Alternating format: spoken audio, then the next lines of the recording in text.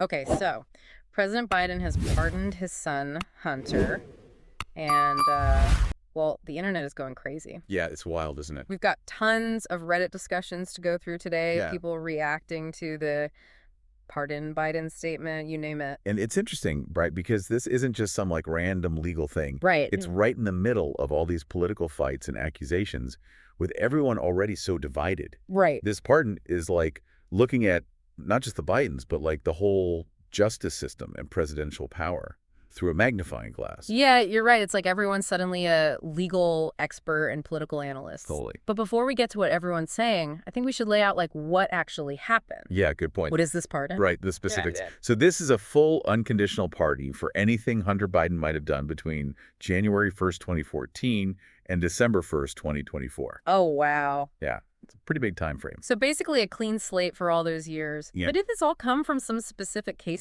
Exactly. The pardon covers those cases in Delaware and California, the ones prosecuted by special counsel David C. Weiss. Okay.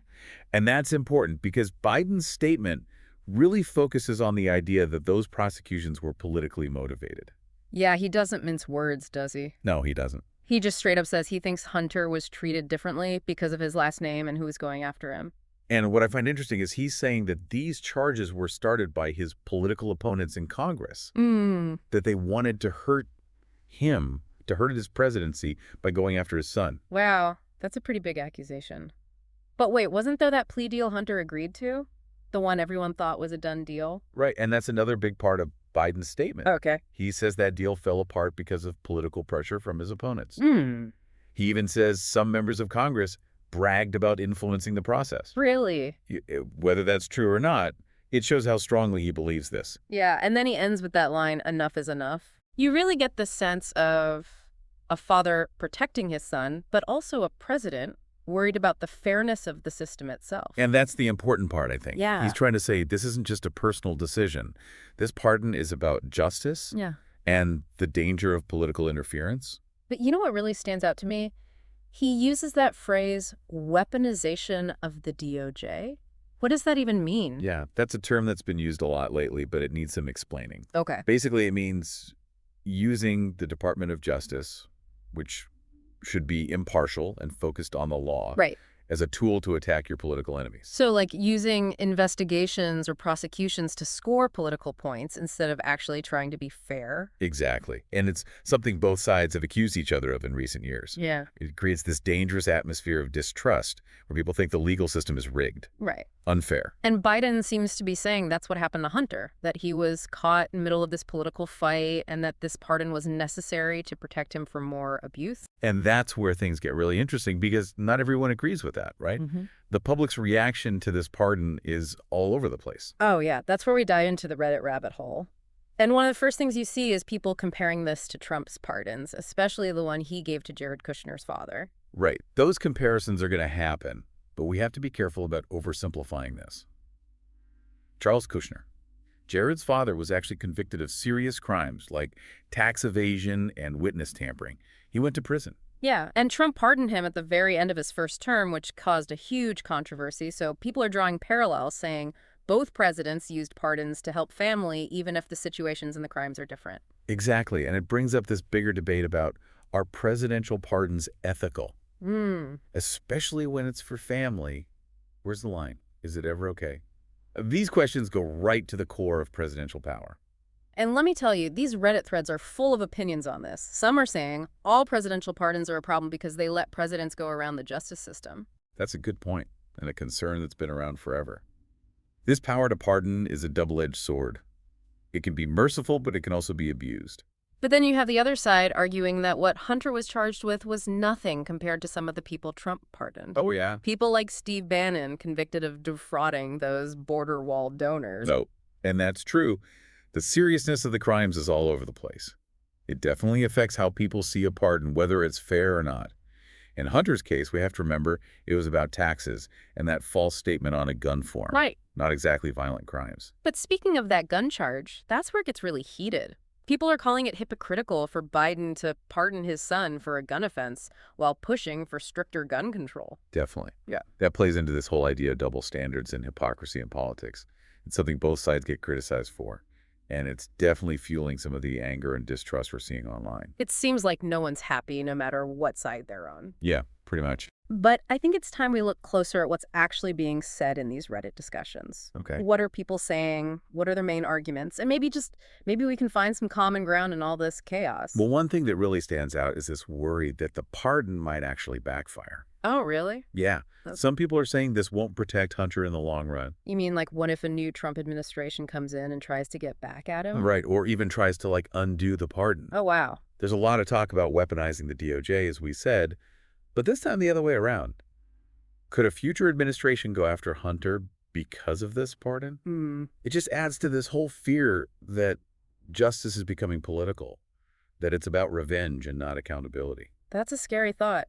So are we saying that Biden might have made Hunter a bigger target by trying to protect him? It's possible, and people are really worried about it. And it's not just paranoia. We've seen how investigations and leaks have been used against political opponents lately, often for really weak reasons. Yeah. It makes people not trust the whole system. I'm seeing a lot of comments saying Biden missed a chance here. Oh, what do you mean?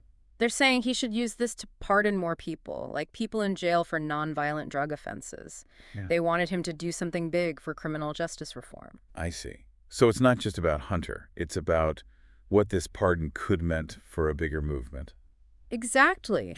Some feel like Biden could have really shaken things up, sent a message about fixing past mistakes. Instead, it feels like it's just about his family. It's a tough situation, right? Try and be merciful with the pardon, but also looking good. People are always going to say it's favoritism, especially when it's family. But you know what I find really interesting is how some people see this pardon as Democrats changing their strategy. But tell me more. What are they saying? It feels like they're done being nice. They're finally ready to fight back. That whole when they go low, we go high thing is over. It's a big change if it's true. And I can see why some people would like it. There's this feeling that Democrats have been too passive against Republicans, that they've let themselves get pushed around. Exactly. And this pardon, even if it's just about protecting Hunter, could be Biden saying, that's enough, showing that Democrats are going to use every tool they have to fight back. But then there's the other side. What about the people who think this is just going to make things worse? Oh, yeah, there are plenty of those. They're saying that by doing the same things they criticize Republicans for, Democrats are just making the problem bigger. It's like they're worried about everyone getting worse and worse. That's a valid worry. Yeah. If you fight fire with fire, you usually just get a bigger fire. And then it makes you wonder about what this means for politics in the long run, for our ability to even talk to each other without fighting. It's like we're stuck in this cycle of getting worse and worse, and no one knows how to stop it. But, there's another part of this we haven't even talked about. Really? What's that? The global implications. We're so focused on what's happening here, but this pardon is happening while things are really tense internationally. We've got Trump back in the White House talking tough on foreign policy, and now this potential sign of division at home. What does that tell the rest of the world? You're right. It's easy to get caught up in the drama here, but we have to think about the bigger picture. What does this say about America being stable, about our ability to lead in the world?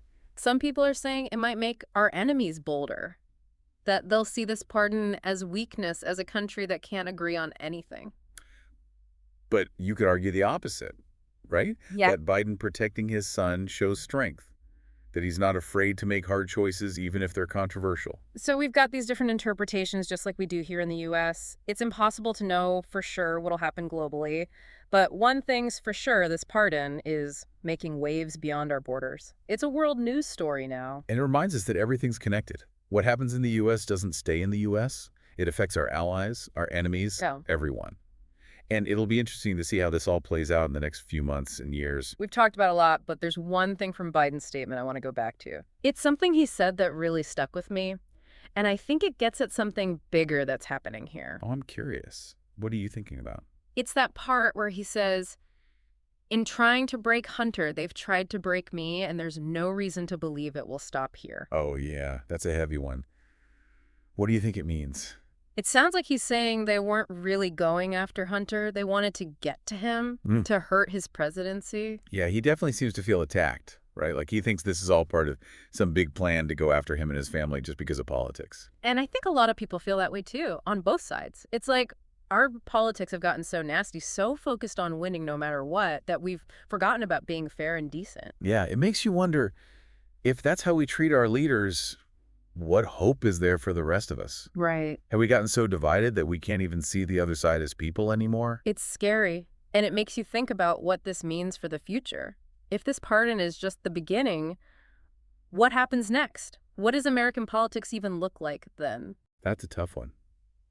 It's hard to say for sure, but this definitely feels like a turning point.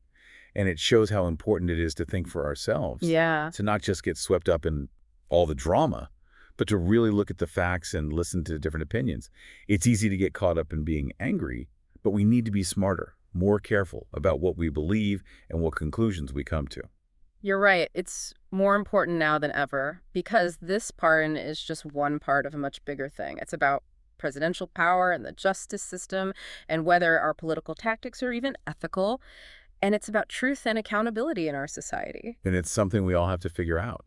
We can't just sit back and watch the news and believe whatever we're told. Yeah. We have to get involved, ask questions, and demand better from our leaders and from each other. So, what does all this mean for you listening? What should you take away from all this about Hunter Biden's pardon and everything that's come after? I think the main thing is that there's no easy answer. This is complicated with a lot of different angles and good points on all sides. Don't let anyone tell you what to think. Look into it yourself. Look at the evidence and decide for yourself. Exactly. That's what's great about a deep dive like this. We're not here to tell you the right answer. We want to give you the information you need so you can form your own opinion. And to keep asking questions. Because this pardon is just one thing that's happened. It's part of a bigger story about power and justice and what's going to happen to democracy in America. And that story's still being written. So, as we wrap this up, I want to leave you with something to think about. What does this mean for presidential pardons in the future? Not just for Biden, but for whoever comes after him. Is this a new era where presidents use pardons more often, maybe even as political weapons instead of just showing mercy? It's something to think about, isn't it? Absolutely. And it's something we're all going to be dealing with for a long time. So stay sharp, keep learning, and stay informed. The deep dive never really ends.